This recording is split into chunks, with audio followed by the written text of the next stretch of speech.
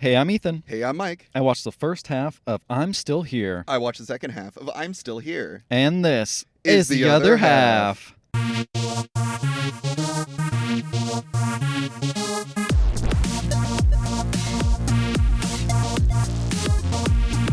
Coming at you from the car. Carcast. Sitting in my Mazda 6, baby. We're rolling in here because you know what? What? These fuckers.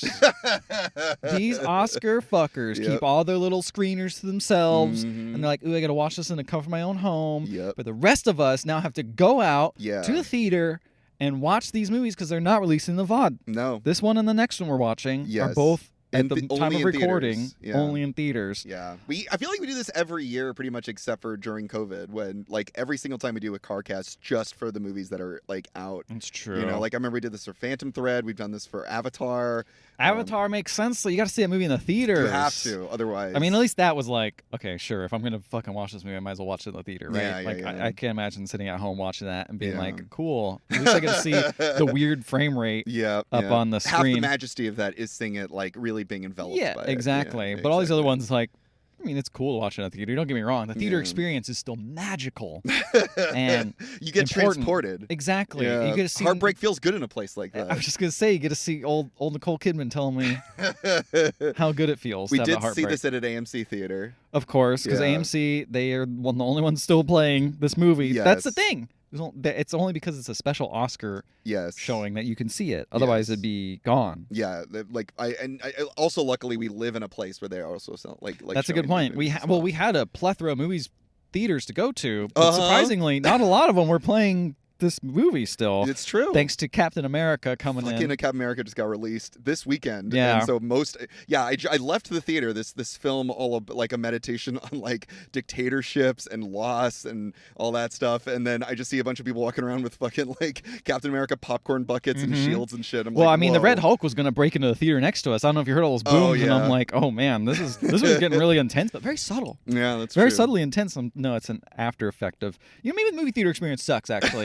Well, yeah, that is true, but I will say it was kind of enjoyable, like not enjoyable, but interesting watching this movie in a theater because the movie is very sad and very like emotional, and like near my half of the movie, the theater was crying. People were really audibly crying in my half of the theater. I don't know if you heard it in yours, but there was like sniffles. Well, there wasn't anything sad. It was only good times in my half. Yeah, that's true. Yeah, my half of the movie, it was a lot of like sad, like people were crying, people were like stifling, like sobbing and stuff like that. When the movie ended, everyone got up and I could hear people discussing their thoughts on it and how it made them feel or whatever. That I enjoy. That was a good time. That's true. Yeah. We also, I think the nice thing about having a niche movie like this, right, is you're gonna the people who are seeing this movie are in for the movie, right? There was quite a few people in for this movie too. We bought tickets for this a couple of days before the screening. There were only I think 4 seats that were bought, and then we come into the theater. Ethan watches the first half obviously, and he texts me and he's just like, "This theater's packed, bro. Like, there's a lot of people in here." We always like to. I mean, I always feel bad because I'm taking notes, so I want to be off in the corner. I want to like not really disturb anyone. I have the my phone on the lowest brightness. Making notes. But I feel this guy was like 2 seats away, and I'm just like, ooh, I feel bad, but he didn't seem to care. I mean, I wasn't being a dick about. I don't think I was being a dick about it. There was a guy 2 seats away from you? Yeah, to the right. Was there not anyone sitting to the right of you? Oh, I think you sat on the wrong side, man. Was I supposed to sit on the right side? Yeah, you're supposed to sit all the way to the right. There's nobody next to me. Oops. Well, I'm glad nobody came and was like, where's my spot? Yeah. Oh, well. That's fine. That's fine. I mean, that would have been even weird. To be fair, it always feels weird when you're sitting next to someone and then like halfway through one of us disappears and a new person sits down and you're that's like, true. What the fuck is going on? Well, halfway through or possibly slightly more than halfway through because we had a bit of a jumble today. There was a little bit of a mix up. I bought the ticket in advance and I'm used to going to one particular theater that's very close to where I live. I drove there. I was waiting. I even got there early and then I like walk in the theater. I was telling Ethan about this earlier. I walk into the theater and I walk up to the actual like theater that they're telling us to be. It was like number 12. And I'm waiting outside, waiting for Ethan to leave, and I hear like goofy cartoon voices inside the theater, and I'm like, oh, that's interesting. Maybe like the movie has them watching cartoons at some point. I know it's about like a mom with children, so maybe they're watching cartoons on television. So I like peek my head in. No, it's Dogman, the like animated or the Dog Cop, right? Dog Cop, yeah, exactly. Dog Cop, and I'm like, oh, this isn't the movie at all. Well, you see, Mike, the dictatorship did take over. And now and even the dogs are cops. the dog cop took over. You know? Exactly. He runs the government in Things Rio are pretty de Janeiro. rough over there. Yeah, poor Brazil, run by a dog cop. Yes. So I immediately and I'm like, now it's 2 minutes until our switch over, and I like call Ethan. I'm like, you got to watch more of your half of the movie. Yeah, it's I'm funny. driving over. I just sent a text message because this is around the same time. I just sent a text message like, okay, cool. You know, usually I send a text, be like, I'm coming out. Time to swap. Works fine. Then I get a call. I'm like, oh no, Mike's calling me. There's a problem. And he's like, I went to the wrong theater. Sounds like you sounded like you were running through just children and pushing them to the side, being like, I'm sorry, man, I went to the wrong theater. And I'm just like, oh, okay. And I just turned around and kept watching. I was so glad to hear that you weren't bothered by it at all. I was like, whatever. I mean, I get to watch this movie more. It's, that's true. I'm enjoying it. Did you enjoy the half you saw? I did quite like this movie. I think there was I didn't know anything about this. Did you know anything about this at all? Well, I knew the premise. I didn't know it was based on a true story. See, I still don't know it's based on a true story until now. Yeah, it was based on real events. Yeah, real people. Yeah. But I knew the basic premise, which was like a woman's husband goes missing during a military dictatorship, and she tries to figure out what happened to him. Basically, that's essentially all I knew. Yeah, I see. I didn't know what was going to happen. Okay. So seeing what was going on beforehand, because I just introduced, the movie starts off being like 1970 Rio de Janeiro under dictatorship. It's just all it says. And I'm like, all right, that sets up quite a lot of information, a lot of speculation. You know, I don't know what's going to happen. Obviously, dictatorship, bad. Sounds like a police state. Bad. Yeah, bad. Negative. Dog cop. Bad. Yeah, okay. And so I was just like, I don't know what's going on, but I see the lady a lot. Like she's in the posters. So I'm like, clearly, she always looks very unhappy in the posters. She looks very unhappy in the posters. And I'm like, why? Because right now she's having a great time. She's hanging out on the beach. Yeah. She's swimming in the ocean. Her kids are there hanging out playing volleyball. When the kids finds a dog, they're tanning with Coca-Cola, which I'm just like, whoa, capitalism gone hard. All right. Also wild to me because I felt like when I was growing up. Yeah. Because it's the 70s, so this is way earlier, when we different knowledge and stuff like that. But I was always told that Coca-Cola was like great for cleaning off blood off asphalt, cleaning out toilet bowls. You never heard this? No, I've never heard. You've never heard? Yeah, Coca-Cola can be used as a cleaner for a lot of things because it's so acidic. Really? Yeah, and I didn't know this. I'm pretty sure one of the big uses is asphalt cleaning blood.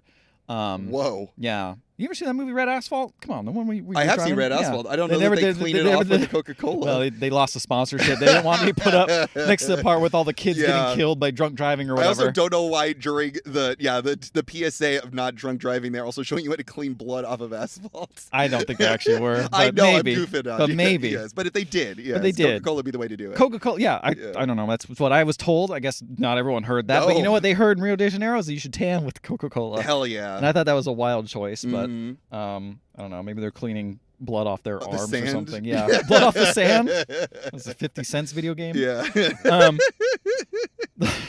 So we got a little boy. He goes home. He says he found the dog. There's like a dog. They're like, I want to take him home. Right. Goes in. And their house, by the way, gorgeous. Love this house. Yeah. They are living in basically despite the fact that the beginning started off with living under dictatorship. Yeah. This is dream goals for family. Right. Right.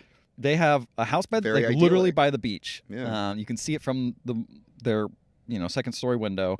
They bring the dog in. There's a maid there, and she's like, "Don't bring that dog in." There's I'm keeping the dog. And it's like, I'm gonna get in trouble. The kid goes to the dad. The dad is there. He's like, "Oh, no dog." And they're like, "Oh, fine, whatever. You can keep the dog. We're gonna name him Pimpao." And Pimpao is actually the name of a really cool cut is when he says, "Looks like Pimpao," and then it transitions to this guy driving a car. And you don't know who these people are, but it's a bunch of hippie kids kind of in the car driving. And it's kind of revealed a little bit later that the daughter was actually in the passenger seat. Got it. So which daughter? The dad. The oldest daughter? The oldest daughter. Veronica? Vera? Veroka. Okay, Veroka. She is in the front with him, but Powell's the guy, and clearly the dad doesn't really like him. But they're smoking weed, they're filming, they're having a good time. Seems like a great time in Rio de Janeiro in the summer. Yeah. But I love this because also what you eventually learn is the reason that they're able to live this life is because the dad is working, he's a congressperson, right? He works for the government. He was a congressperson. Oh, okay. He hasn't been a congressperson for years. Oh. And I didn't actually know that for a long time. They don't reveal that for a while. But I kind of dig this because it is the reason that dictatorships last for so long, not just because they have so much might, but it's also because they give certain people levels of comfort so that they don't like work against it, basically. True. Yeah. I mean, I would say it's kind of unclear how he made his money, if he made his money from being a congressperson or if it was like based on his current job, which is an architect. Right. An architect seems like, I don't know. I'm not in architecture, but it seems like a lucrative job. We Very saw much the so. we saw We the saw The Brutalist. We know. That guy made some money after a while. He seemed to be doing okay for himself. Yeah, Took a while. Had to go through some troubles, let's say. Yes. But he eventually seemed to have made it. Yeah.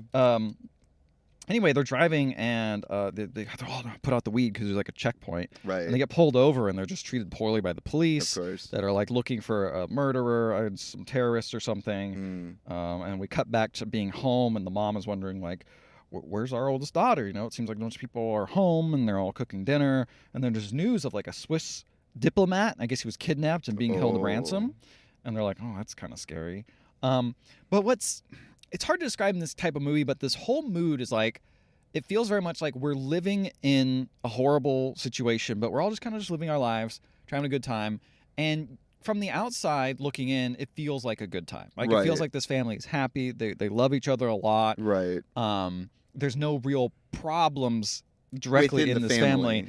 It kind of feels like isolated, and we watched Zone of Interest last year. It's kind of like a similar thing where it's just like this family, I mean, they were less happy, I think, but it was like clearly like normal family living in horrible times. Yeah. But this one's actually innocent. Yeah. Well, in Zone of Interest, they were perpetrating the crimes. Here, the crimes are occurring around them, but they have no control over it. So you're saying it was a very relatable film. Yeah. Yeah. This is definitely like, ooh, what happens in 10 years now? Yeah. Who knows? Similar vibes. Yeah. I know they're going to confiscate this podcast. Mike disappeared. And I'm still here. Hey guys, this is the LHAP podcast. I watched the first half and Mike would have watched the second half. But he got captured by a dictator. I don't know what happened to him. I'm still here. But yes, the movie. So Veroka comes home. Eventually, she's like, "I'm sorry, I'm late. The fucking cops got me. They were very annoying. The military did stuff." And comes home. The dad's like, "You can't go in that that guy's car anymore. I forbid it. Like we named the dog after him. Yeah, we named the dog after him. I'm upset you're late." Anyway, the dog sleeps in the garage. The mom's very nice about saying that she doesn't. No one really likes the dog. The dog's just kind of here, Yeah, because the boy wants him. The boy wants him there. Yeah. But they seem to have a decent relationship. So then we got to go to a little montage of the military rounding up people. Time has passed.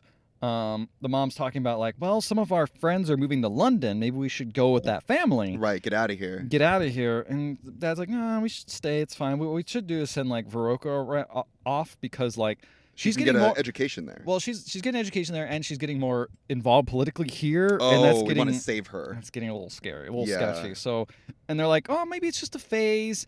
When she was into macrobiotics, like that was a phase. And it's like, yeah, but no one got arrested for being into macrobiotics. Like it was fine. So let's go ahead and send her over there with that family. That's really cool. Yeah, I mean, cool times, right, for her. Yeah. No, it's just really nice of the dad to think like she can continue to be this way, but let's put her in a place that might be a bit more safer. Yes, basically. Exactly. Yeah. So Dad takes an important phone call. Don't know what it is really. His son appears. He lies to his kid about what he's talking about. But he's being very nice about it. By the way, his dad is like quintessential good dad. Yes. Yes. Like he could have been in. I don't know, like he could have been in like any goofy movie. If you picture like a dad, any family movie, like this is a sitcom level dad, really. Right, like, yeah. And I really like that they kind of cast a guy who looks like a sitcom dad. Yes. Well, and then, so spoilers, the movie ends showing actual archival images of like what the family looks like. Pretty good casting across the board. Old dad looked just like this dude, yeah. That's crazy, because he was, I mean, it's he's so comfy looking. I barely see him in half the movie, obviously, but the shots that we do see of him, like the archival footage of him, not even like real archival footage, but like they show like the beach day, the recording of the beach day on like old film. Well, that's a bad sign for what happens. Yeah, he seems like a good guy. He so seems cool. Like a cool dad. He is like absolutely like one of the best dads around. Like best movie dad. But he's also like honestly, he's keeping his kids safe from this, but also being involved, not like sacrificing his morals or anything. Right. But he's such a good dad and very friendly. Mm-hmm. And, you know, like his son comes up and he starts asking all these things. He's like, let's just play some foosball downstairs. They're fucking making noise and playing foosball down there, you know, soccer for life. And soccer is life. Soccer is life. And yeah, so then we got to get some footage of the dad, and he's out there surveying some land with the kids and everything. I didn't know what they were doing. Turns out later on you learn that they're building a house. A house, yes. And I'm just like, why would you build another house? You got like the dankest house I could imagine. But I guess all the kids are kind of all sleeping in like one room basically, or two rooms. Which is kind of weird because it seems like a pretty big house. It seems like a big house. It's like a 2-story house. It's but a 2-story maybe there's not house. enough bedrooms. They also need a bedroom for the person they're made. Oh, yeah, that makes sense. Yeah. But yeah, so it seems like a great house. I mean, great location. You can't change the right location. next to the beach. Just remodel it. I don't know. Make it taller. I'm sure the dictatorship will let the permits go. Yeah. They have ice cream. He calls his. I love how much ice cream is in this movie. So much of it. It's a very special scoop for his wife, who he calls a lovely Mediterranean woman. The kid's like, "What is a Mediterranean woman?" It's like a mix of Greek and Italy and all that. It's like, oh, the most beautiful woman in the world. And like, oh, that's so cute. The dad's so good. Even like the kids make some jokes, and he even goes womp womp womp, and this is all in Portuguese. So it's very funny to hear something very similar to that. It's kind of like cross-culture sounds such as like womp womp womp. I'm just like goofy just ass really, dad. really human. Very human. Yeah. Very human. Very goofy. You know what? It's like Bandit from Bluey. Oh, he is like Bandit, like from, Bandit Bluey. from Bluey. He gets fucking taken by the dictators. Think about that, everyone. No. Think about that. Big goes like, "Where's Dad?" Mom's like, "She's coming home soon, I swear." Gonna go. Yeah. What does she do for a living? The mom, she like excavates bones, I think. Oh, in Bluey? She's an archaeologist? I don't know. Yeah, probably. I think you're right. Anyway, that's a fun idea. I like that. Bluey during a dictatorship. Bluey during a dictatorship. Hey, they live in the southern hemisphere where Christmas is in the summer, because the dad's putting up Christmas decorations and all the kids are going to the beach. Yeah, exactly. Anyway, Rocco's getting ready to move to London. Mom gives her an old coat. Clearly loves her daughter very much. We have company coming over to have a party for Veroka. Yeah, like a going away party. A going away party. Yeah. And like the younger girls are dancing. There's like, I don't know how many kids they have. I'm thinking they have 4, I think. 4 total, 3 daughters. 3 daughters and one and young the son is younger. Yeah. And so the younger daughter is dancing with another girl, and they're listening to French music. And the moms are kind of just chatting, and they're like, "Boy, glad they don't understand French, because they probably got some horny words in it or something." See, I remember listening to that song. My mom was like, "You shouldn't look up what those lyrics are." Did she know French? She did take French for a while. Oh, that's very fun. So she's like, "Don't look up. Don't look that up, please. Don't look that up." It's a fun song, but I don't want you to know what they're saying. Yeah. You know what? I never did. You'll never will. Still don't know what they say. I think I'm still a child until I hear those words. I'll never tell you what it is. Oh, thank you. Keep me innocent, Mike. It's them they're like, "Can I please have a hug?" That's what they're asking for. Okay. That's so sweet. I don't know why my mom wouldn't let me listen to that. It seems so wholesome. The guys are, while the girls are talking and chatting and having food and all that, the guys are in the man cave. Right. I guess his office, talking about politics. Yeah. One of them works at a paper, talking about how the paper like only prints whatever the military wants. Yeah. So then the daughter is talking hanging out, but the dad comes out and is like, "Hey, it's your party. Stop putting on this gringo music. We're gonna put on some music from our home. You got plenty of time to listen to that on the way over there." And they put it on. Everyone dances. It's a very sweet moment of like the daughter dances with the dad. Everyone's just dancing together because they listen to their favorite music, and it's a good time. So at this point, what are you expecting to happen? Only the worst. Only the worst, because I'm looking at this dad. Again, dad is like the dad in Bluey, the perfect dad, amazing dad. Everyone loves him. I'm like, this dad's fucked. This dad's so fucked. I don't know why. I don't know how. Yeah, but you get this creeping feeling. I get this feeling, and there's little moments. This movie's really good about little moments of just little things are off. He takes phone calls middle of the night. Mm-hmm. He just was like, "Yeah, whatever, son." Hangs up. Right. There's moments later on as things start happening, like people visit him at the door, and he's also talking to all the all his friends in kind of secret, open secret, right? He's not being overtly secretive, but just kind of he's not keeping information from his wife or anything like that. Well, it sounds like he is, but not in not like a malicious way. Just right. like, I'm just not going to protecting her. I'm like, yeah, I'm talking to these guys. Yeah. What are you talking about? Don't worry about it. Doesn't matter. Don't worry about it. I mean, maybe it's malicious depending on how you look at it, but well, we'll see. So mom and dad are talking to each other. They mention how it's a very sweet moment after dancing. Like he dances with his wife. They kind of talk to each other, and they mention like while watching everyone like dance and have a good time. It's like it's crazy how our daughter is moving out soon, and the dad says soon it'll be just the two of us, and they kiss, and I'm like, they're fucked. No. They're fucked. They're fucked. It's over. This movie's not gonna, say that. If this movie had a happy ending, this shit wouldn't be an Oscar movie. What about a happy movie about a family just going through it, but everyone lives? Everyone lives, and it's great. Yeah, nothing bad happens. When the younger daughter loses one of her teeth because she's a baby. She's a baby, not for any malicious reasons. She's not punched. No one punched her in the middle of this. So she goes out with her dad, and they're going to take a big family photo with all her friends. And she goes out with the dad to bury the tooth in the sand. Which I don't understand the tradition, but it's very cute. Yeah, they don't have the tooth fairy. They have the beach fairy. Yeah, comes out. It's a beach comber. It's like a bro with like his. It's like I'm fucking picking up tooth with like a metal detector. I'm gonna give you some $5 for this tooth. Just bury it back in there. Yeah.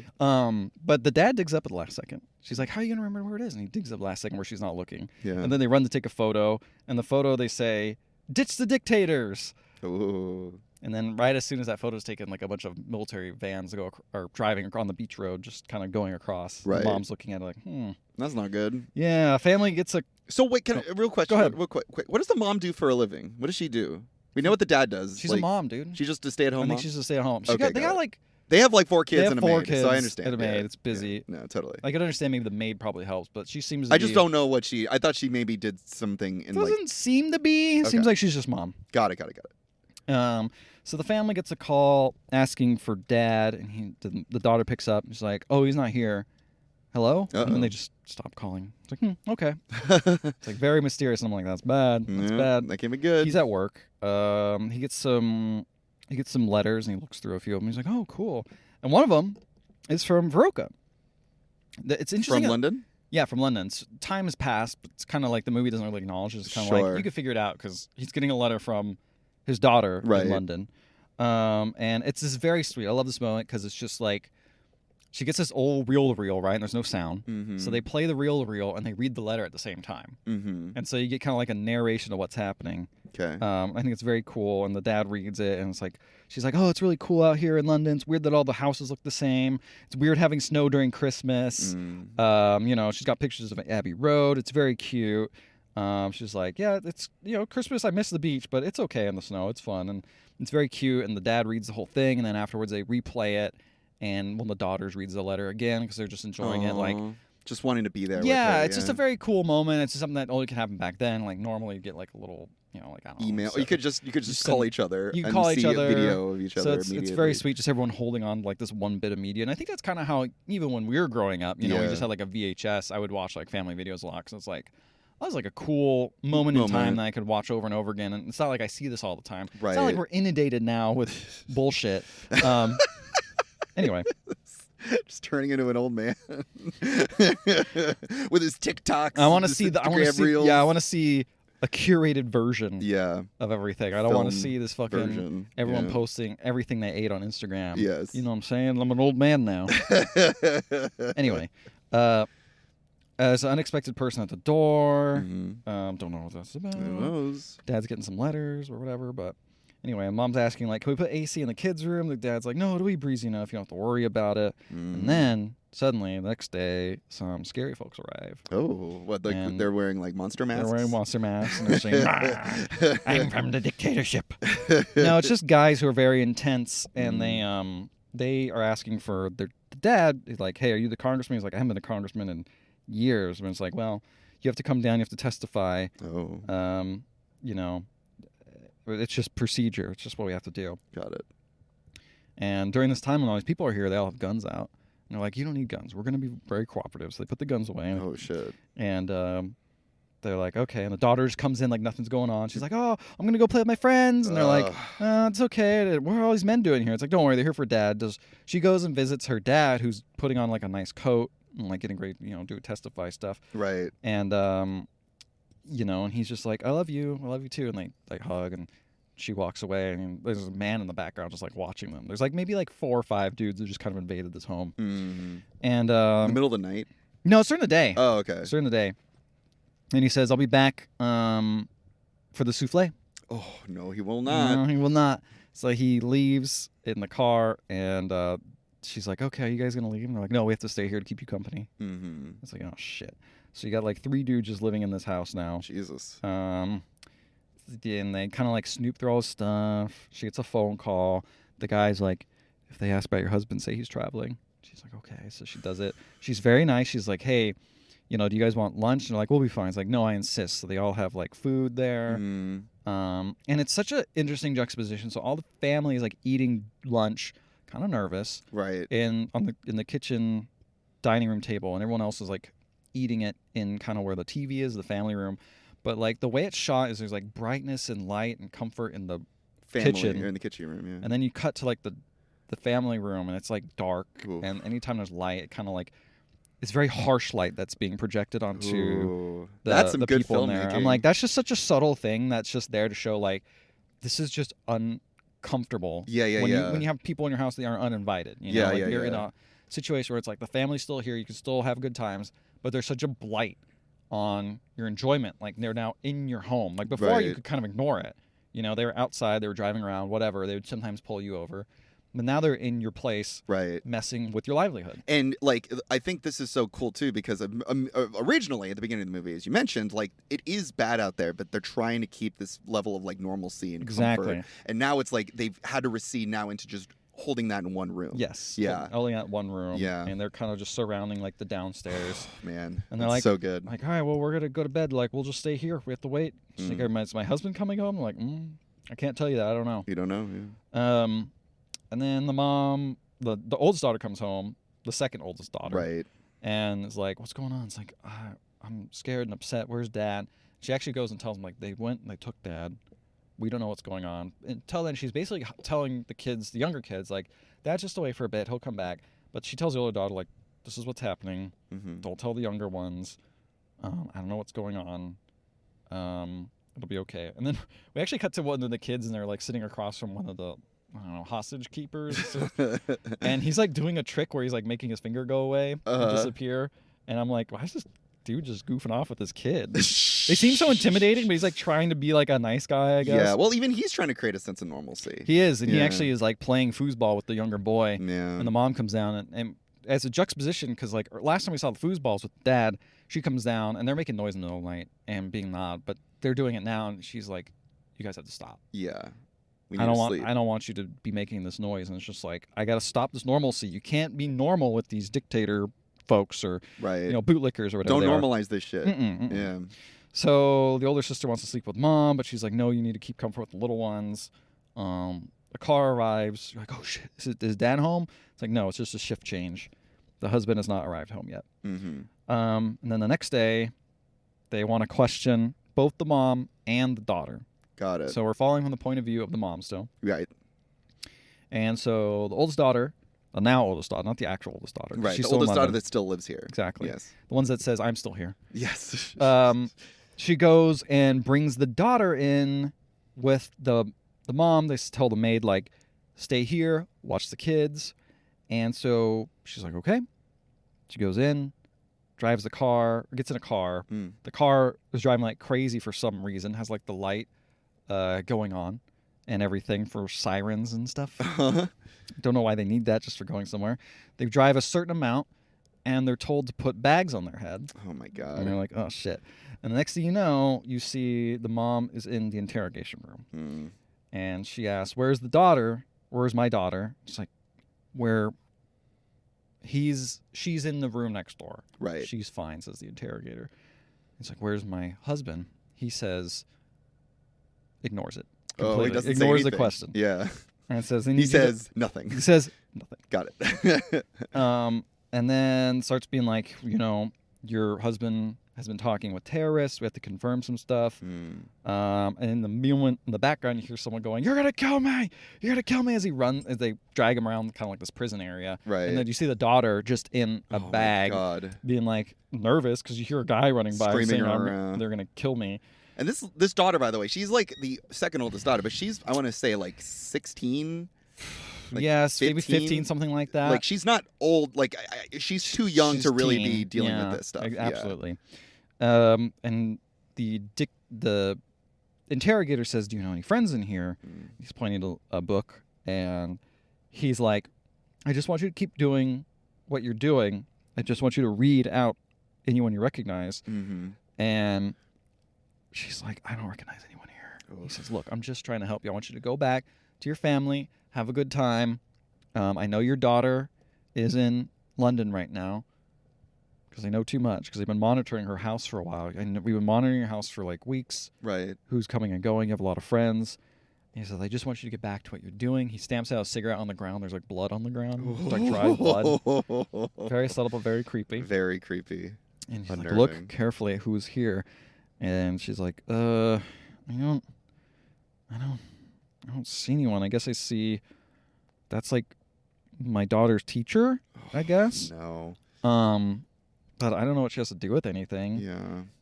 You got to rethink your attitude. And then they put a bag back on her head and drag her out to prison. They put her in prison? Yeah. Oh my God. She passes her daughter in the hall also and just yells a few questions. Like, "She'll be okay. They just want to ask you a few questions." And they're like, "Shut up." And they keep moving. Jesus and the guard says, "Be quiet or you'll just rile them up." And he puts her in a prison cell. And she wakes up to someone asking for her full name. And their name, she has like 5 different names. They want all of them. Right, right. Not just her simplified name. And they ask her they bring her back out. They ask her about the book. She's like, "How long has I been here?" She's like, "They're not going to answer that." She's like, "I want to change of clothes. I don't know anymore." Like, "You better answer some stuff." It's like, you need to take a look and recognize people. And she recognizes that her daughter's in the book now. Oh, shit. It's like a mugshot. They're all mugshots, by the way. Oh, okay. I wasn't sure if his names are like... No, they're like pictures. Okay. And she's like, "Where's my daughter?" She's like, I'm not going to say anything. And she sees a picture of herself as well. And she's like, "It's me." And like, "You're not answering anything. You're not being very helpful." They take her back. You hear someone getting waterboarded. It almost seems like her daughter's getting waterboarded. Jesus Christ. But the guard is like helping her out and being like the one that's like only kind of somewhat nice. The guy who brings her back and forth from her prison cell is like, "Hey, listen, your daughter, she's fine. She went home. She only stayed one night. You've been here for 5 days, though." Holy fuck. And it's like, "What about my husband?" It's like, "I don't know." And then she marks like 5 marks on the wall. Right. To keep track. Jesus She hears Christ. singing in the prison. Dude gets shut up. She was listening to things while like just existing in a cell. It's like 20 days. Oh my God. And then the guard finally is like, "I want you to know I don't approve of all this." And she's like, "Where am I going?" And find out she's actually being taken home. Oh, okay. But so the guard doesn't approve of her going back home, or doesn't approve of probably the torture treatment okay. and stuff that she's receiving for like no reason. Yeah. So then all the kids are fast asleep when she arrives home. She finally gets to take a shower, and been 20 days without a shower, it seems. So she's hasn't really eaten very well. She's very skinny. One of the daughters like spies on her while she's like taking a shower, and you see how like tired and she's just so exhausted. Right. During all this time, the daughter like comes in and like gives her a hug. After she done taking a shower, and says, "Look, we'll just have breakfast tomorrow. I'll go back to normal."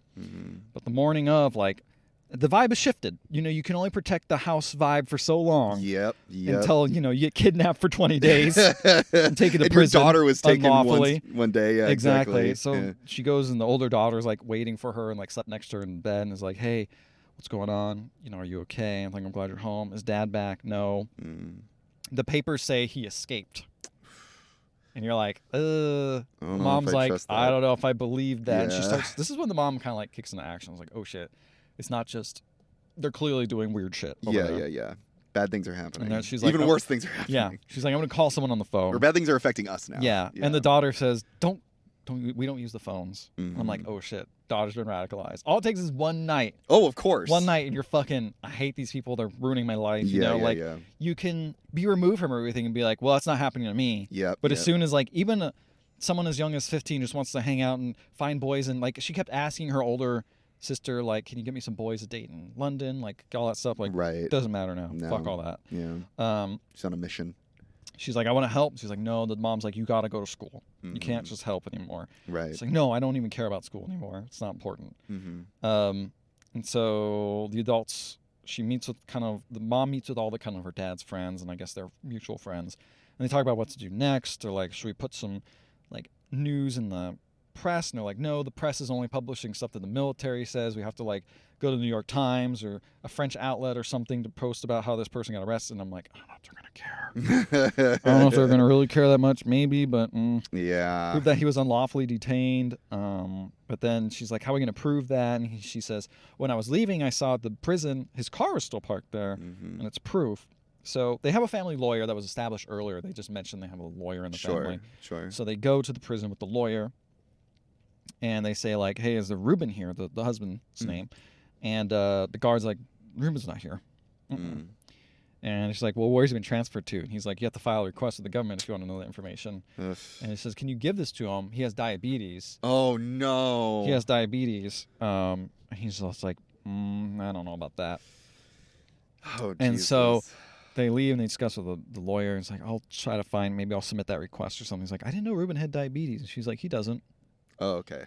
He doesn't. Freaked you out, though. Yeah, well, yeah, because I was like, spoilers. He ends up dying. Oh! And I was like, oh shit! Like this has happened so often, where like people who are detained are not, the treated properly for any sort of like medical issues. Yeah, ends up being the reason why they end up like dying all the time. Yeah, exactly. But all right. Okay. All right. Dang, I was hoping he'd be okay. He'd come back home. He's like, hey, everybody. Well, they put down Bandit. So she goes around and visits the school teacher, right? The school teacher mentioned earlier she was in the book. Right. And it's like, they fingered her. What? When you're like, you get fingered. When I get fingered? Yeah, where it's like, you're, it's like that. It's that person right there. When you're pointing at somebody out, you fingered them. Yeah, you fingered them. Yeah, right. That's what it is, right? I don't think I've ever been fingered. Really? I don't think so. But there's always a first time for everything. There's always a first time for everything. I'm still here getting fingered. I wouldn't finger you. I ain't no snitch. Good to know. I'm glad you're setting those boundaries up, just because I didn't know where you stand with that. It's good to know you're not going to finger me. I won't finger you either. Thanks, pal. Good to hear it. So she goes around, visits the school teacher, and is like, hey, it sounds like you were in the prison with me, because obviously anyone who goes in there gets their photo taken. Yeah. Can you let me know anything about my husband? She's like, I can't help you. Yeah, we're at school. Too scared. I'm not going to help you. Yeah. We're all in danger. Yeah. Very, very ominous. Yep. And the mom's like, okay, well, everyone, kids, you're no longer allowed to go play with your friends anymore. You have to come straight home from school. Mm-hmm. We're changing the way we do things around here. Right. In fact, she sees a car sitting out in front of their house. It's been there for a while. And the maid asks the maid. They're being watched. Maid says they've just been there every day. They're not moving. They just sit there. And she looks for a lock for the gate. It's like, is there a lock? Has there ever been a lock? We ever need to lock our gate? So we got to find that key because we never used it before. Right. And then the maid's like, hey, can I get some more money? It's been a long time since I've been paid. You guys got some issues. Like, because the whole thing is she noticed that her apron was getting tattered. And she's like, go buy it. She's like, no, I had to use my money to buy food while you were gone. Right. For everyone. Right. And she's like, okay, that's very good. The maid had to do that? Mm-hmm. Damn, that sucks. She's the one watching the kids. Yeah, I know. I mean, if I was employed by someone and they started getting, wrapped up with dictators and being captured and everything, I'd feel kind of bad. No, of course. I just feel bad. I mean, I feel bad for everyone, man. It just sucks. Yeah. It just sucks that even the maid has to go through this. I'd be like, it's not my responsibility, but come on, man. It's your kids. I don't know. I've been watching them my whole life, or at least a lot of my life. My whole life. No, my whole life. I was born into this house as a maid. Yeah, they do that in Brazil. When you get born into a system where you become a maid from birth, when you're a toddler, they give you a couple buckets to carry around for someone and be told what to do. Exactly. It's a weird system, but that was fine. This dictatorship's different. That's different. That's just normal. That's just normal. Exactly.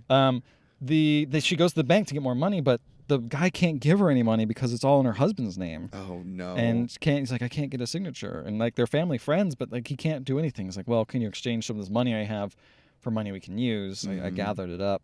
I think it's like from different currency, and he's like, yeah, I can exchange that. That's fine. Jesus Christ. But I'm just like, man, the house is on hold. Like, your whole life is completely disrupted. Like, like, how are you gonna get money for food and stuff like that? Right.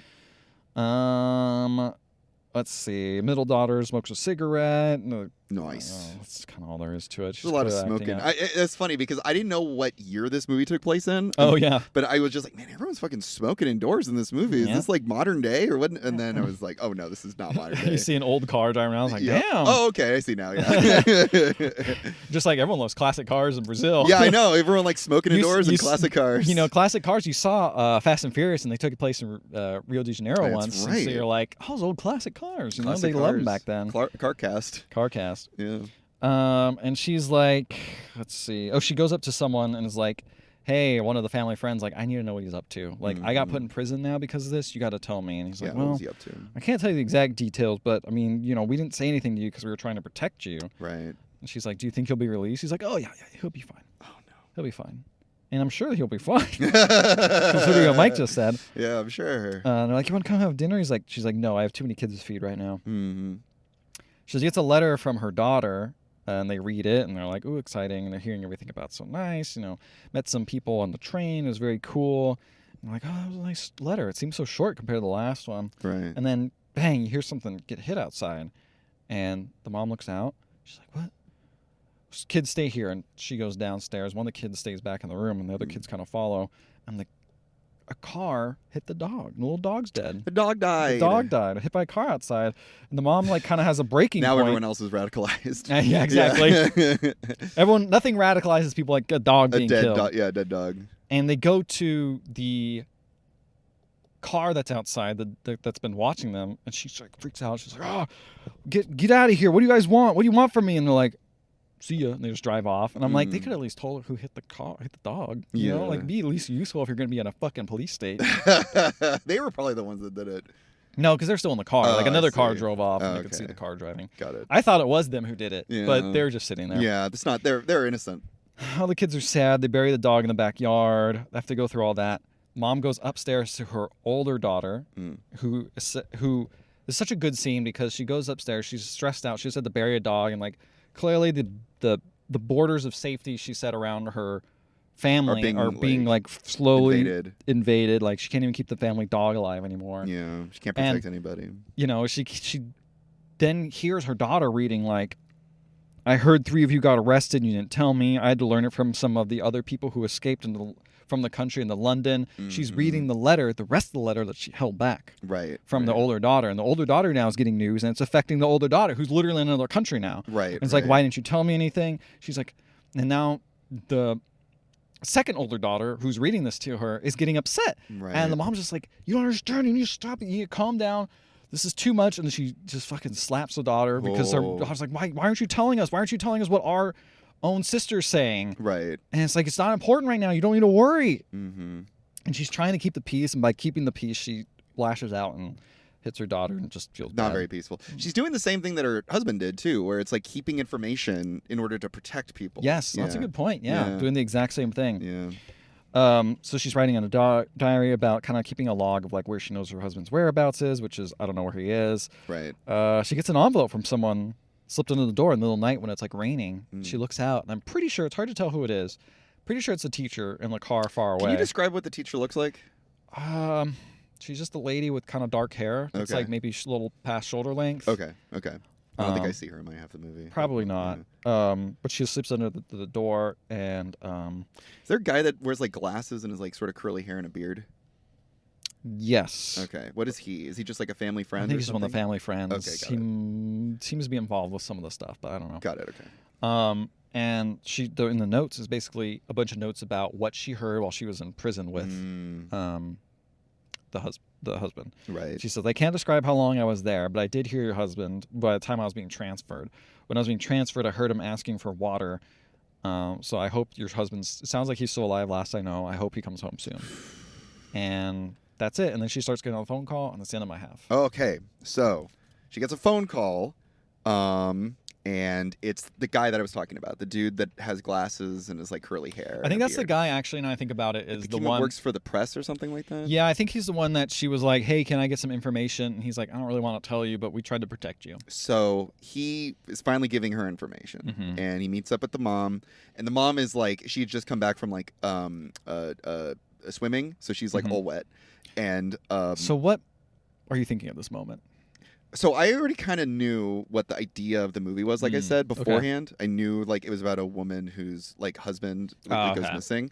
But what I didn't know in this situation is like I thought she would just like never find him. I also thought maybe her husband had committed.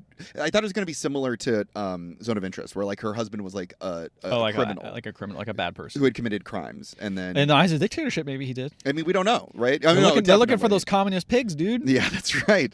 And so I was under the impression that she was sort of like having to deal with like the loss of her husband that might have also not been like a good person to other people. I didn't know any of that stuff basically, but I was also under the impression that this whole movie was going to take place over the course of like a few months or something like that, maybe a year, as she sort of like looks for her husband and tries to like track him down, and maybe never find him. And then in this scene, it's revealed that her husband died. Oh, that was very quick. Yes. This is the first I'm hearing of her husband. And he's dead already. He says he died in combat, is what they said. In combat? That's what they said. But did he get like drafted suddenly? Well, that's the lie that the government's giving. Saying. Okay. Yeah, because they earlier said he like escaped prison or whatever. Right. And so they are saying that basically they had to kill him because he was combative. Sure, yeah. And but the other thing is that they won't publish any of this. Because they don't want anyone to know that the government is killing anybody, basically. Of course not, yeah. So he's like, no one can know anything. Like, so he must be from the newspaper and getting like the actual stuff and then having to redact it. Basically. Okay. And he says, you guys... He's telling the lady whose name I don't think I ever remember her name. Yeah, it's like a normal name. I said that when she did mention her name like 3 times, all her huge long name, and I didn't write it down. I was just like, that's a long name. I'm not gonna I'm never gonna write it down. And it's again, she's like based on like a real person, so like it shouldn't be that hard to find. But I just kept calling her mom because like that was her role. But yeah, if you can look it up and tell me what her name was. But yeah, so he's talking to her. It's just her. It's the two of them, like in a room together. She's again like wet from having just like gone swimming, and he says you need to act like you don't know like what happened. Like I know I'm telling you this, but I'm telling you this so that you'll stop looking, and so that you'll like this is important information for you, but your family can't know, and you can't act like you know what happened to him, because the minute you do, you're gonna lose everything you have here. You're gonna lose your lifestyle. You're gonna lose your house. And she's like, what do I have here? Like I people are spying on me. Like I have no sense of privacy. Our phones are bugged. Like what am I gonna lose? Like like I already have lost so much freedom and comfort. It's Eunice. Thank you, Eunice. And the other thing, she's like, well, what really happened to him? Like, do you know where he is? Like, do you know, like, what, like, was he shot? Like, what happened? And he says, we don't really know because no one will talk. Like, we don't know where his body is. Yeah. And so much of this movie is going to people who probably know more than what they can say, and then they're just being like, no. It's like we only know what the government has told us, and the government has told us he's no longer here. But we don't know where, because he's like, there's mass graves, there's, people's bodies get lost all the time. So we don't know how he died, and we don't know when he died, and we don't know where he is. Cool. But we know he's not around anymore. And the decision is made, like, we can't tell the kids. Like, the kids cannot know about any of this. And so then one of the little girls comes in because, like, her brother was playing with her doll too harshly and broke it. And so the mom has to act normal and act like she's not crying. She's just like, oh, no, I'm just wet from, going swimming. And she has to, like, put the doll back together and act totally normal. And then she's like, let's go play, let's go get some ice cream. So this is another scene of ice cream. One thing I didn't mention is that, like, the disposition of the mom changing as soon as she learned her husband was quote unquote escaped from prison or whatever. Like, she completely changed from being like fun mom, just kind of like nice and very like motherly, to just being like, I want a mission to save my husband, like super woman mode, And what I love, I really, really love what this, like, I've never seen her in anything, but I love what this actor is doing here. She reminds me a lot of like my mom or like my grandma, where it's like she is just so like focused and motivated. Like it's like, like On a originally her on a mission. Her first mission was like, I'm going to be the best stay-at-home mom. I want to make sure my family's happy and comfortable.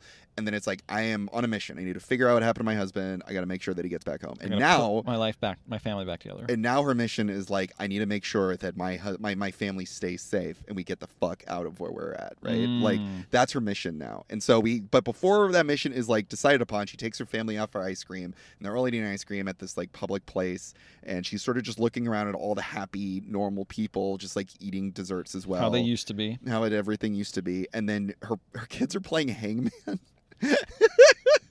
Yikes. It's a rough one. It's a rough children's game. Like, yikes. So next scene, she's talking to, I'm guessing her family friend that works at the bank. And she, they're not gonna buy the new house. They're not building another house. That's not gonna happen, yeah. Yeah, right? They don't want to like sit down roots. Yeah, it didn't sound like they broke the foundation, so at least they didn't waste any money with that, I guess. And she's also expediting the sale of their house that they're currently living in. They're not putting it up for sale. They're not going through all the proper channels. She just wants the money from the house as immediately as possible because she doesn't want to waste any time, basically. She's like, we got to get the fuck out of here, and we can't leave any roots. We have to just like leave the house. And the person, working at the bank is like, are you sure? Like, if you wait a couple of months, like we can just, I can get you a better deal in the house. I can get you more money. Like, you don't need to be rushing all this stuff. And she's just like, no, that's totally fine. Don't worry about it. Don't worry about me. And the family friends how she get like the ability to do this stuff now? Because it's like confirmed he's dead. Like, well, she has like the deed to the house, so she can just sell it. I guess that's true. I guess that's the best. That's way also to get why the money. she's not going through the proper channels to sell it. It's because if she did, then it would start to raise like suspicion. So all she's trying to do is like get money. Like that's all she's because the other thing, like you mentioned, is she doesn't have any actual money. Like all of it is like wrapped up in her husband's accounts, and all that shit's frozen. Yeah. So she takes the money that she took from the sale of the house, gets a bunch of it, and then gives it to, I'm assuming, the maid. This woman I've never seen before. Probably. Gives it to the maid, and the maid packs up and leaves. Okay. So she's finally paying the maid for all the time. Yeah, she did say, it's like, I haven't been paid since December. Yep. Since, like, clearly a few months past that. And so then the maid, like, gets the money. There's this really great scene where the maid is just, like, in her room. She's sort of, like, smoking, all by herself, and she sees the money, and she just starts packing up and leaves. And then her oldest daughter arrives from London. I wrote down Vera because I think they give her like a little pet name, like a short name. Yeah. And this part was really crazy. So, the family picks up the oldest daughter from London from the airport. Her fucking like guys are like looking through her luggage and like it's a very in-depth process. Yeah. It's not just like, oh, you're here, cool. Yes. And so she's in the car. And the family's all in the car, and the family don't know anything, right? Other than the mom, the family doesn't know what happened to the dad, but the oldest daughter does because this shit's all over the news in London. Oh, so she knows what happened, and so they're like, "Oh, Vera, you'll never guess what happened. The dog died." Oh, and Vera's like, right, my dad. And so they're in the car together, and the oldest daughter, Vera's like in the passenger seat, and the mom's driving, and Vera's like, "Does anybody like know?" And she's like, "Are you okay, Mom?" And she's like, "Don't talk about it. Don't worry about it." Like she immediately like shuts it down. And then she's like, "We have to get home because we're going to be taking a family photo." The tabloids showed up and they want a photo of us as a family. So they all go back home, and the tabloids are there taking a photo of them. And they're like, we need you guys to look like kind of serious in this photo. We don't want you to be like, this isn't like a fun, friendly photo. Yeah. And the mom's like joking, like, they want us to take a photo of us looking sad, guys. And everyone's like laughing. And the photographer's like, no, seriously, we want a photo of you guys not smiling. And she goes, smile, everyone. I want you all to smile. I want you to laugh. So it ends up being a photo of everyone looking very happy and very like loving and like not worried. And again, she's not telling the family that it's not just tabloids that are coming by to take a family photo of the family. It's people doing an investigative report on what happened to her husband. Oh. And so they're taking a photo of the family, and she wants the family to look like they're happy and loving and close. And then behind closed doors, she talks to the reporters and is like, I don't know what the fuck happened. I was like tortured. My husband was taken away from me. I was never told what happened. Like she's basically just like laying all this out in front of like the journalists, and the oldest sister hears all this and like goes to tell the second oldest sister about like what has she heard. The second oldest sister's like, we don't talk about that. We don't talk. She's on the game plan. Well, I mean the other thing is the oldest sister's the most radical one, right? So she's like all like in London and being affected and sees everything from this like a third it's like when you read the news about some horrible place. Yeah. I don't know. Maybe some place that's, I don't know, occupied illegally or something. Anyway, and you're kind of just like, fuck this. Like, you don't even really care anymore. But when you're in the area, it's a lot different. When you actually have, like, some, the evil presence is there. And it's like there's so little that you can accomplish because it's so far away. And and then when you get there, you're like, I want to do shit. And it's like, no. Yeah, and it's like, again, but it's like, if they're living through a fucking awful time, the last thing that they want to do, especially if you have, like, children, is like saddle them with, and this is the second oldest daughter. She's the one that was fucking taken into prison unlawfully and tortured. So it's like, even she's just like, she knows now. Yeah, and she's like, I don't want, like, our youngest siblings to have to deal with all this shit. Yeah, and also, like, the wasn't she the one that, like, lost? No, it was the youngest girl that lost a tooth, right? Yeah, she lost a tooth. Yeah, okay. Yeah. No, she's not losing teeth like 15 years old. Yeah, it was in trouble. Yeah, but I think that's really telling, just kind of how different the two different perspectives are. Yeah. When you're like here, you're radicalized in like two completely different ways, where it's just like I'm learning things. It's like, no, when you experience it firsthand, it's completely different. And it's like how the guard said, when, like, don't rile them up. Yes, they said to the mom, like, don't rile up, it'll only make it worse. Yeah, exactly. And I think that's sort of what I think the movie's also doing, because I don't necessarily think the movie's even just sort of going like, the less information you tell people going through things, the better. Because it's like, I think they do, like, and we're about to go into this, they do end up, like, disseminating a bit of information to the family, just a bit, but just enough so that they feel like they are, like, abreast of the situation, right? Stuff that they think that they can handle, because these are also like the son is like, I want to say like seven or eight, so it's like these are little kids, like they should not it is cruel to put them through this kind of thing, and it's out of the parents' control. Like, that, what do they, how is the mom supposed to, like, handle this sort of thing, right? Yeah. So then, after all this is sort of going on, the mom, they have dinner together. The scene was so good. The shot was so good, because it's like a family sitting at a table. They're all sitting at this long table, and everyone has a seat, and there's one extra empty seat. Oof. And it's like subtle. It's just like off in the corner, but it's like such a good shot of just going like, again, everyone wants to keep the sense of normalcy, but we know something is missing. Something very critical. And so then the mom says during this dinner, she's like, hey guys, I just want to let you know that at the end of the week on Friday, we're all going to move out of this house. Okay. And they're like, what?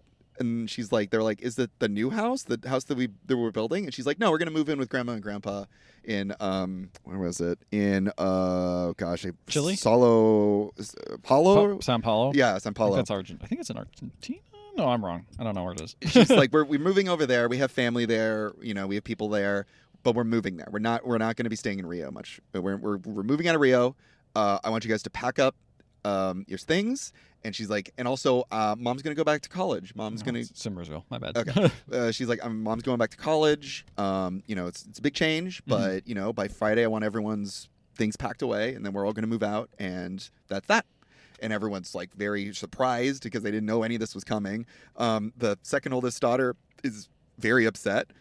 I think her name is Elena or something like that. I don't know. What the second oldest daughter is very upset about all this, because she's like, I've got friends here, like I have a life here. Like, also they're like, what if dad comes back? What if dad comes back? Well, then he'll meet us at grandpa's. Yeah. And so then that night, the mom is like packing up all the stuff in her husband's office. She's going through his papers and packing things up. And then she opens up one of the drawers, and she finds a little matchbox. And she opens up the matchbox, and it's a baby tooth. Aw, the baby tooth that he was gonna save for later. Yeah, finds the baby tooth, and and so it's Friday, it's moving day, and she gives the baby tooth to the youngest daughter, and she's like, "Look what I found." And the youngest daughter's like, "Only Dad knew where it was," and Mom's like, "I know things too." And then I'm gonna replace your dad, unfortunately. Yeah, and so take his place. Yeah, I have to.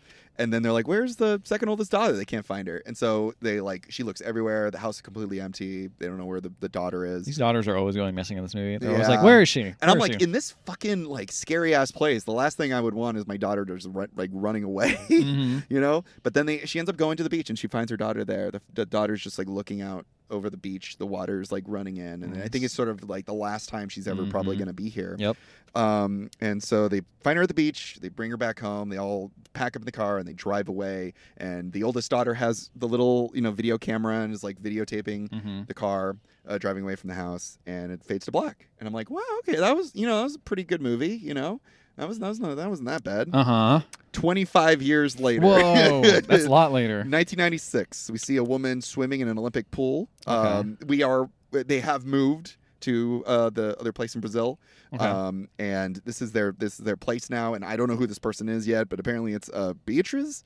One of the daughters has grown up now. Okay. Sure. It's hard to recognize. They're all 25 years older. Yeah, exactly. They're obviously played by a different actor, but the mom is still played by the same actor. She's just wearing like an old person makeup, which looks very convincing.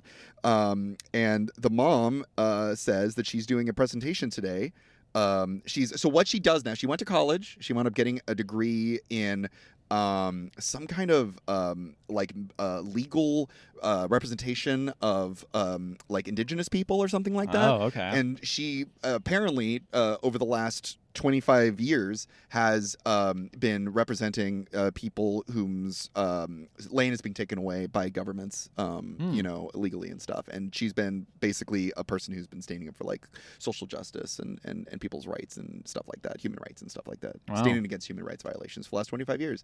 And she does presentations in colleges, and so she's attending a college here. Apparently, she just flew in.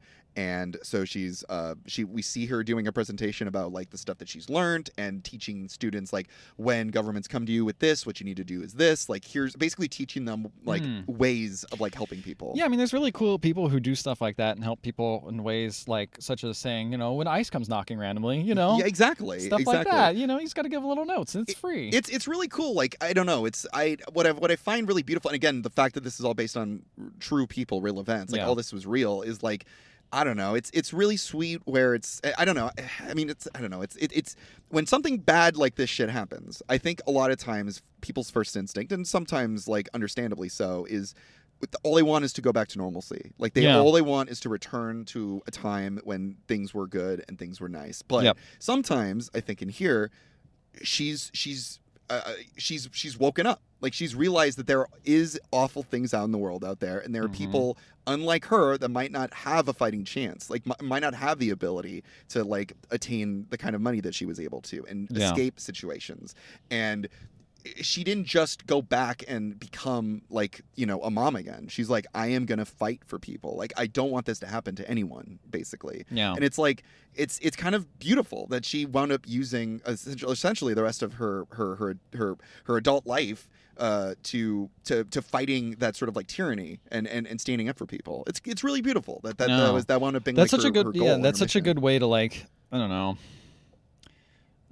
turn around a bad situation. Yeah, exactly. And be like, the worst thing has happened to you. Or take something from a bad situation. Yeah. Like the worst thing happened to you, it's just like, I'm just going to mourn. You can be mourning forever, but it's just like, no, I want to stop this from other people. And it's not what I also want to say is like just like this. It takes a certain level of like toughness and like real internal like strength, because it's like understandably if you want to return to a sense of normalcy, I don't blame you. Like it fucking sucks to have to like sit with that level of like evil and anger and shit like in the world, right? But it's like what I find so inspiring is like, yeah, she didn't just do that. Like it's much easier to not do that, so it's like, I don't know, it's really beautiful. It's a really beautiful little moment. The move isn't called I Just Moved, it's called I'm Still Here. Like she didn't go to London.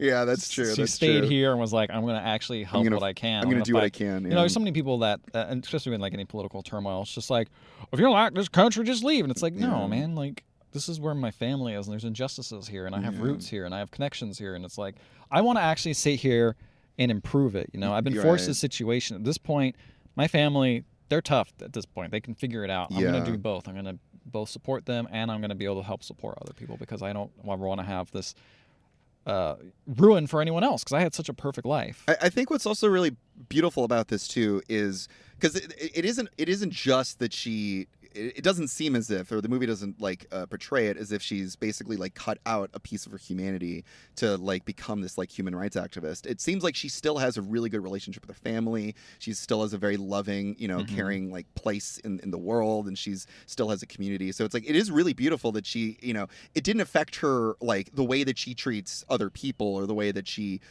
became like was a mom. It's just that she realized like, no, this is important now. Like this is something that's important for me, and is something that I should be doing, basically, you know, because it's the right thing to do. It's really amazing. Like the first thing we see of her daughter isn't like her daughter's like this big political activist. It's like her daughter is swimming like her mom did, and you know, it's like.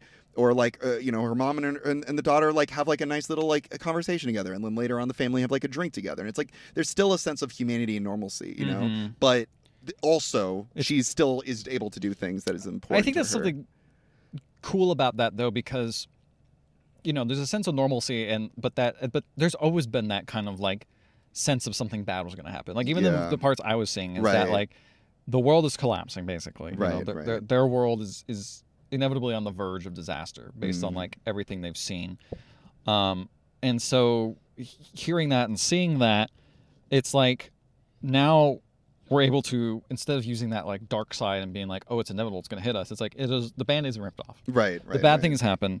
What can we do to change it now? We're going to have our normal life and have a good time still, despite what's missing, but we're never going to forget that part that's missing. We're instead going to use that missing part to fuel kind of like a future for not only us, but for other people in similar situations, because we've been there. We know what it's like. We know what it's like to be taken away by the government unlawfully and detained, and in fact lose people, who knows how, for what reason. Yeah, exactly. But, you know, lose people close to us. And there's got to be some way we can at least fight that or have some sense of control.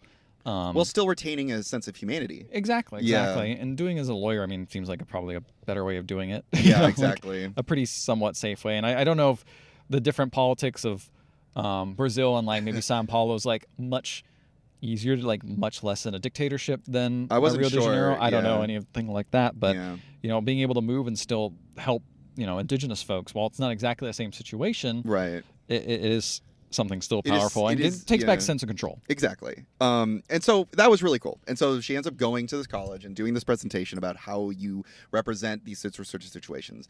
And then someone comes in during the middle of the presentation, and I was watching this. I'm like, she's gonna get fucking shot or something. I was like, the bad thing's already happened. Yeah, I'm like, more bad has got to occur. But no, it's 25 years later, and someone comes in to the presentation. They're like, you have an urgent phone call, and they found her husband's death certificate. Oh, wow. Yeah, I mean, I don't know at this point if the dictatorship's fallen. It's been 25 years, right? The dictatorship has. Okay. Yes. Democracy has come back, and you know, the dictatorship people are still here. Yes, exactly. Through fighting, people are still here. And so her family all come together. They all look and are there to see the death certificate be presented. The son is now like, he's a famous writer. He's in like a wheelchair. I think he has some kind of like muscle disorder or something like that. And again, I was like, I didn't know this was based on a true story, so I'm like, oh, that's like an interesting like decision, like creative choice. Unfortunately, not a good creative choice at all. Wasn't a creative choice at all. It's just he's just based on a human being that this occurred to, you know. And so they're all God's creative choice. Yeah, exactly. And so they're all there, but it's like, it's really beautiful because it's like, even before they know what they're here for, they know they're there to see the death certificate, and they're all still like loving and so like that jovial. And someone comes up to the son and asks for like an autograph, and it's just like, I don't know. Again, it's like this is what all of that pain and suffering and fighting was for. It was for a moment of like humanity, right? And also the resist, and even the fact that even, you know, they went through all that, and even if they didn't fight and resist or anything like that, they're still here. They're still a family. That wasn't taken from them. Yeah, exactly. It's really beautiful. It's just a really beautiful moment. And so democracy has come. They say the regime has fallen, and the kids are looking through a bunch of old photos. This is later on. They're all back home now. And they're all like drinking whiskey together, scotch, I think, because they're just like celebrating that all this. They finally have a death certificate. There is a sense of like finality to it all, basically, right? Is anyone smoking cigars? They're not smoking cigars. Because the dad was like really into cigars. So no, actually, no. Nobody smokes cigars by half the movie. It's 25 years. I mean, cancer studies have come out at this point. And so then they're all like trying to find photos of their dad, because there's going to be like a big, you know, like they're going to publish a whole thing about the fact that they found the death certificate and all that stuff. And so the kids are looking through a bunch of photos, and the son asks, and I think one of the sisters asks the son, like, when did you bury him? Like, when did you know he wasn't coming back? And the son says, about a year and a half after we moved, Mom donated his clothes, and that's when I knew he wasn't coming back. And then he asked his sister, like, well, when did you do that? And the sister says, when we left Rio. Oof. Yeah. Yeah. This is like when you're talking about when you learn Santa Claus was real. Yeah, I know. But much worse. Yeah. When they were donating the Santa costume. When I saw Dad putting on the suit.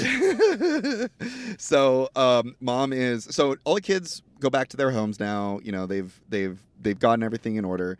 And Mom is alone once again. She's all by herself, and she's got a big book, like a big scrapbook full of old newspapers and magazine articles about, you know, the regime and her missing husband, and nobody knows what happened to him, and old photos of him and all this stuff. And it's just this big like scrapbook full of like the history essentially of her husband and the regime in Brazil or in the area. And then she, in the last page, puts in his death certificate. Oof. The book is done, and she sort of closes it up, and you can see there's this sense of finality to her. And then she turns on an old film of the beach day, the family together. Oh yeah. And she watches it in silence, and she's like just like taking it in, and then the movie fades to black. And I'm like, oh man, that was a really good movie.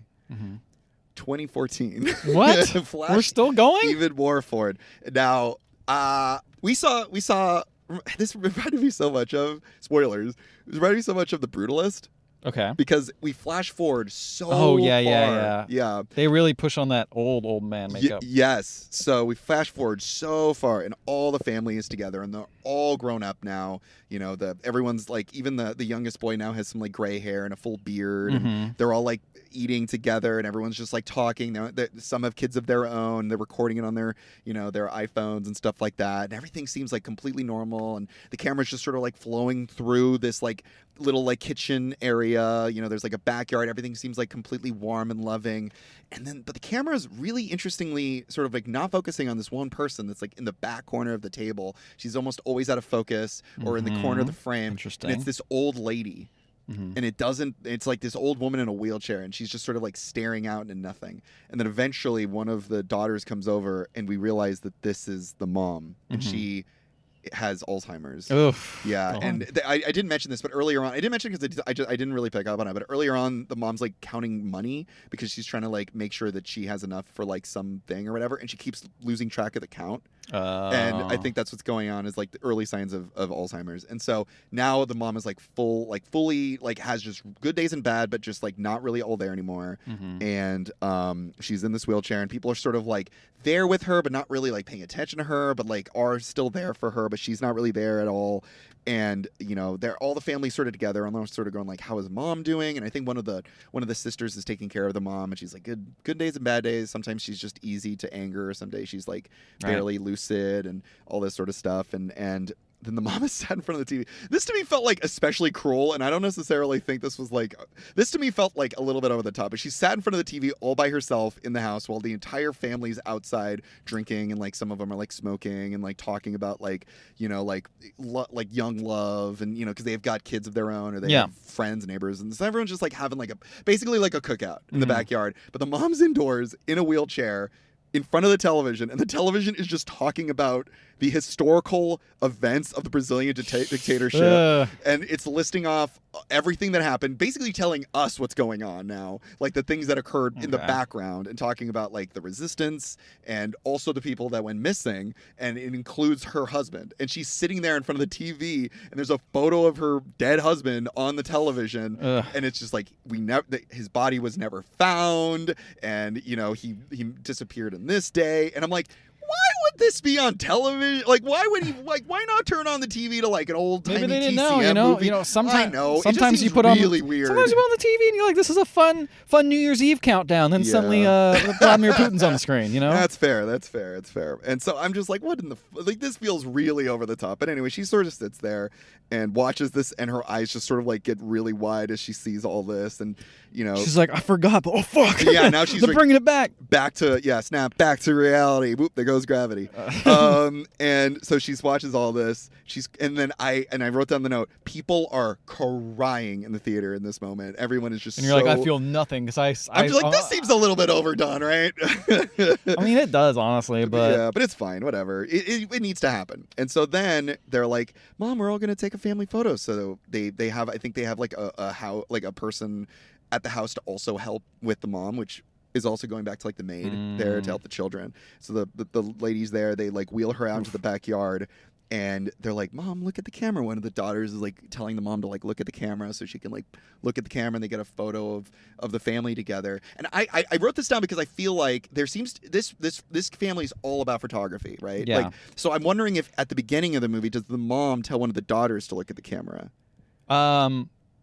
Not that I. Okay. There's moments though where they have to take like family photos multiple times. Okay. I mean, there's that. But you were mentioning a moment where she says everyone has to smile, right? Yeah. So I was wondering if that's kind of relating to that. Yeah. And so she's like, Mom, look at the camera. So she looks at the camera. They get a photo, and the photo is slightly off center, and so there's just a little bit of empty space in the frame, which is to me is very much a remembrance of like there are people here that aren't here. Like I that's what I love about this movie. It kind of reminds me again of like the ending of like The Brutalist, where it's like, you know, people went through shit and they've reached the end, but it's not just a success, you know. Like, it is a success, and we should feel good about the fact that this woman was able to save so much of her family and like make sure that, you know, they are now able to enjoy a sense of like love and normalcy, even if she's not able to do that. Yeah. But there are people missing. Like, you know, they didn't make it unscathed, basically, you know.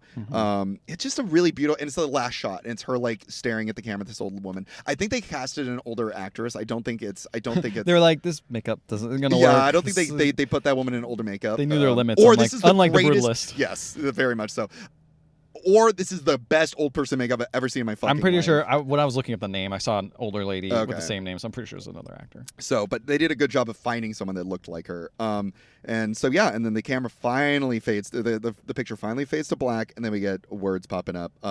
They show action, and this is, so up until this moment, I'm like, wow, this is a really good movie. Like, what a cool little, like, you know, a fictional film set alongside, you know, like a historical account. And then they show a black and white photo of the actual family, and then a photo of the one of them smiling where she told the family to smile. They showed that photo, and I'm like, oh, what? And then they show the photo of the guy, and I'm like, oh, wait, this was real? And then like words pop up, and they mention that they say, I think like years later, they found they finally like charges were brought against the people whom, you know, this, because like they figured out who did this to the husband, you know, like after the regime fell, they found the people that were responsible, but they said those charged with his torture and death have faced no consequences, which of course, right? Of course, right. And then they mentioned that the mom was committed to fighting for civil rights, suffered from Alzheimer's for 15 years, and then died at the age of 89. 15 years? 89? She died at 89, and she suffered from 15 years.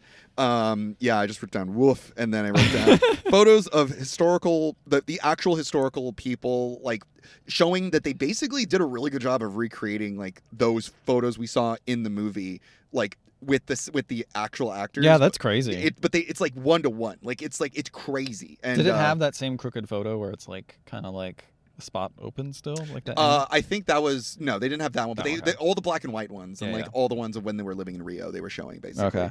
And yeah, and then the movie ends with shots of the empty house. As the credits start rolling and the camera's slowly like drifting through the empty house like a ghost, and it's very good. And the movie ends. That's the end of the movie. Yeah, crazy. I didn't realize all those endings would happen. Like I didn't realize they were giving the flash forwards. So yeah, because I came in late, I was like, this doesn't feel like the full movie, but like, I don't know, like I missed like, you know, we had a little overlap of like 15 minutes or whatever. So I was like, I don't know, maybe the movie's a little bit shorter for me. And then they kept just doing flash forward. But I kind of dig it because it's like, so often you see these movies about like humans overcoming pain and suffering. But I think there does, and this is the thing that I think the movie is also sort of getting at, is like human beings need time to mourn like big, like human loss, you know? And it's like, even all these years later, like there's still shit that is not like, you know, like those who committed the crimes were never charged with it, or have never faced consequences. Like, you know, just because like it's in the past and it's history doesn't necessarily mean it's, one, old history, and two, doesn't necessarily mean the people who suffered those events have really had time or any sort of justice, you know? Yeah. I don't know. I think that's what the movie's also sort of getting at, showing these flash forwards is like, you know, you see the time that's passed and you still see that it's like still affecting the family. There's still loss. There's still suffering, and you know, it's like even though there are moments of joy and happiness, it's, you know, there's you know, it's there's this really great quote where it's like, you know, we made it through, you know, we made it through it in the past, we made it through now, and it's like, but there's people who didn't, you know. Yeah. So I don't know. But it shows like how even though the people, like you said, like the people are still here. Yeah. They're still a whole, right? Yes. They're still exactly. always They still gonna have be a whole. humanity. Even, you know, what, fucking was it, like 40 years later with the flash forward is. Yeah. Like even then, they're Yeah. still showing that like we'll never forget the people who didn't make it. Yes. Who are not still here. Yes, exactly. And it's important to remember that and think that like it takes, like you said, it takes decades Yeah. to really heal from that. And I don't even know if it was fully healed, right? No, well, and I think there's another interesting bit too. There's one line I wish, because okay, so I was watching this in a pretty pretty crowded theater, pretty packed theater. And so I didn't really want to like have my phone out the whole time. So I did miss certain like lines. And I think there was one line where they mentioned that they can't find some of the photos, they can't find some of the video of like the time, and they don't see it as like that big of a problem. And I think this is the other thing, and this is I think the other thing the movie is actually sort of like meditating on, which is, as we've established earlier in the film, there is access to information that is being withheld from certain people so that they don't have to deal with the horrifying the horrifying reality of the situation, right? But by doing so, one must also ask, do we want future generations to like actually remember and recall the horrifying events of the past, or do we want them to move forward and not think about them, right? What is better, right? Because we see a family of loving family, happy, living in the lap of luxury, or not lap of luxury, but living close and having humanity, sense of humanity. But you have to wonder how much of that is because they were kept and protected from those events, and do we even want like we see like innocent children in this moment as well, and it's like, you know, should they be allowed to suffer and one, should they be allowed to suffer, and two, will they even understand or comprehend how much pain and suffering existed back then? You know, it's I don't necessarily think the movie's saying like, yes, we absolutely should like protect them and keep them from that, because like if you do, you know, those who don't, you know, you know, from the past repeats. But it would be kind of horrific to have a child, you know, go through that. But I also think there is like a I don't think the movie's telling us one way or the other. I think it is a meditation. It's asking the questions, bro. Exactly. Like all good movies should. That's what the Emilia Perez director said. Anyway, and most of the questions are like, "What is Mexico? And what's a transgender person?"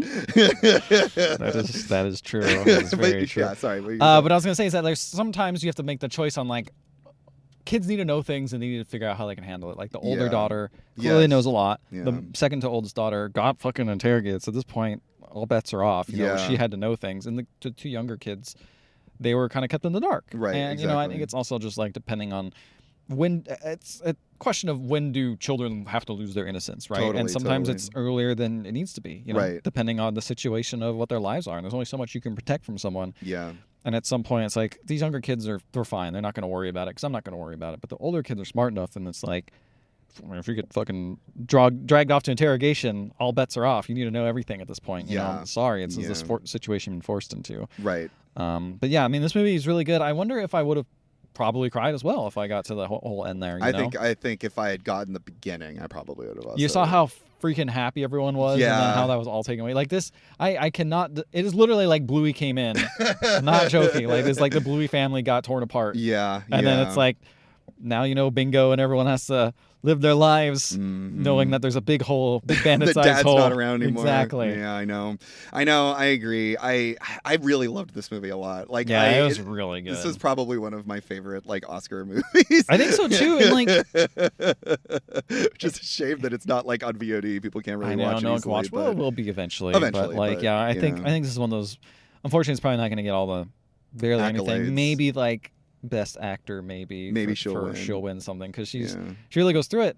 She really does, and she does a good job of like maintaining a level of like humanity. And you really feel the change, yeah. like when she changes from like a just loving wife to being like turning into Liam Neeson and Taken, like kind of like almost that version of like I'm gonna go extreme now. But I have no skills, but she sat down, was like I'm gonna go to college, I'm gonna learn everything, I'm gonna change my life to hopefully have this never happen to other people. But and I need to make sure that my family's taken care of as well. Yeah. There's this really great moment before, like right before she's, I think, diagnosed with Alzheimer's. She's in her bedroom, and her daughter comes in, and the minute her daughter comes in, she's like up and about. She's like getting dressed, and she's like, "Oh, I'm gonna drive you to the airport. I gotta make sure this and that and the other thing. I have to protect you. I have to help you." And she's like, "Don't worry. Like my husband's gonna come and pick me up. You don't have to do anything." And it's like, and then she's like, "Oh, okay." Like, it's sort of this thing of like, she's fought for so long trying to like make sure her family's taken care of, and now her family can take care of themselves, which is what she's been fighting for so long. And now she's just sort of just like, oh, I don't need to do that anymore. Like, that's not, but it's like, you can, and this is what I mean, like, this reminds me so much of like the women in my family is like, they've fought and put so much on the line for so long and done so many things to like make sure and maintain a level of like comfort and joy for family members and stuff. And then it's like older in life, when they get older in life, it's like they still have that sense of energy, and you're just like, chill out. Like, we're gonna be okay. Like, you hear that? Mike's going to take care of you. It's going to be okay. We can take care of ourselves. Now. They can take care of themselves now. Yeah, exactly. Yeah, I get that though. It's just really good. It's very real, and it's very human. It is, and that's what makes it scary. But also, the thing is like, it's sad, but it's also like somewhat hopeful, right? Like, but it's hopeful without being like unrealistic. Yeah, unrealistic. Saccharine. It's like, like this is, life will go on. Life will get better. There'll be times that are sad, but it's not. You're still gonna have those wounds. It's like, it's interesting being like, when you get a cut, you're like, it's gonna go back to normal. Yeah. It's like, no, there's gonna be a scar, bro. Yeah, there's gonna be a scar. It's gonna be different. Yeah. But you know what? You're still gonna continue to have your arm or wherever it was cut. Right. It's still good. Life's still gonna go on. Yeah. But you're always gonna remember that time you slipped and fell. Yeah. You cut yourself really bad. Yeah. And maybe you shouldn't have been standing on one of those toy cars and slip down the side and maybe cut up your entire arm because you were just trying to talk to the neighbor over the fence, but you didn't have a real ladder, so you used like a toy car to stand on. And they should make a movie about that. It'd probably be just as traumatic as this. Yeah, probably would. I'm still here after I slipped. Scarred. Yeah. Guys, have you lived under a dictatorship? Email us, email@podcast.com. You can find us on Facebook, Instagram. We're also on Blue Sky. And you can also email us at email@theotherhalfpodcast.com, or you can go on to our Discord. And if you want to listen to our previous Oscar month episodes, you can find them on any podcatching app. And while you're there, please leave a 5-star rating and review. We will read it in the show no matter what it says. We'll even read it in the car. Hopefully, Mike, this movie doesn't turn out to like be a guide for anything in the future. Sure hope not. Sure hope. But you know what? If it is, at least it's a good one. Imagine if it was like Amelia Perez was the guide for the future. Oh, no. Or Dog Cop. Good night, everybody.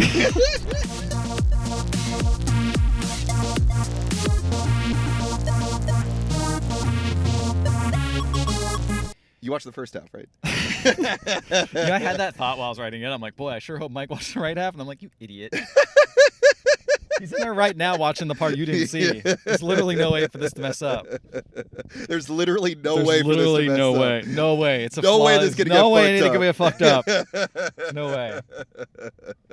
You know what's so funny, actually, now that I think about it, too? So, like, I went to the other theater, and I flashed, like, the ticket on my the AMC app, and I'm like, hey, I already walked in, and, like, the person taking the ticket's like, oh, okay, yeah, come on in, and I walk in, and now I realize, like, that theater is not playing that movie today. Like, oh yeah, that's like, a good point. Yeah, it's not. If they were paying any attention, which obviously they're not paid enough to pay attention, but if they were paying attention, they'd be like, "There's your movie hack, bro." Yeah, there you go. Right? It's like, I mean, the date's there. The only thing that's wrong is the movie and the address.